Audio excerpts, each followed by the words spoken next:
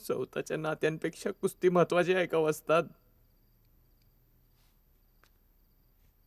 बलराम, नात्यापेक्षा या जगात मोठं काय पण नाही. आणि आपल्या धमन्यात वाहणाऱ्या रक्तासमोर अंगातून वाहणाऱ्या घामाची काय बिशाद आहे? मग मला जायला पाहिजे वस्ताद. जाय तर पाहिजेच, पण पण काय वस्ताद? आधी नात्याच्या कर्जावरची उतराई व्हायला पाहिजे. तुझा आजा त्याच्या काळचा पट्टीचा पैलवान होता. एकेका लंगुटीवर उरसात जत्रेत 10 पैलवानांना चित करताना पाहिलं म्या.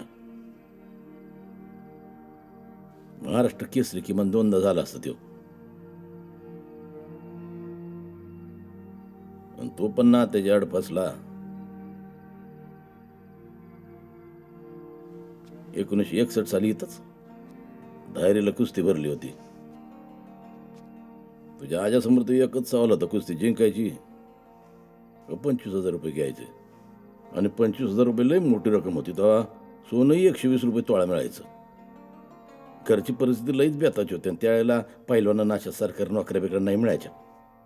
डबल महाराष्ट्र केसरी तो लक्ष्मण वडार आयुष्यभर शिपाईच राहिला. तुझा आजा कुस्ती हारला का? त्याला वाटलं पुढचं आयुष्य सुखात जाईल. या आईला पण कसलं काय. त्यानंतर नुरा पेलवान म्हणून सगळ्या गावात तालुक्यात त्याची निंदाच झाली. त्यानंतर कुठले तालमीत फडात त्याला कुणी उभा पण नाही केला. फारा जो पेलवान हरिश्चंद्र बिराजदार सतपलभर वावरायला हवा, तो त्याच्यानंतर बदनामीच्या संदाड्यात अडकून राहिला.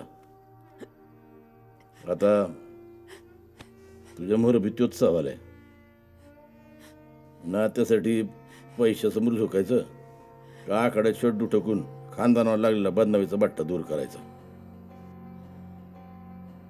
मला नेहमी म्हणायचं ना, वस्ताद मला गांडा का बांधत नाही. आज येळ आली आहे वस्तादानं तुला गांडा बांधायची. नेहमी म्हणायचंच ना तुम्हाला, मला डाव कधी शिकवणार?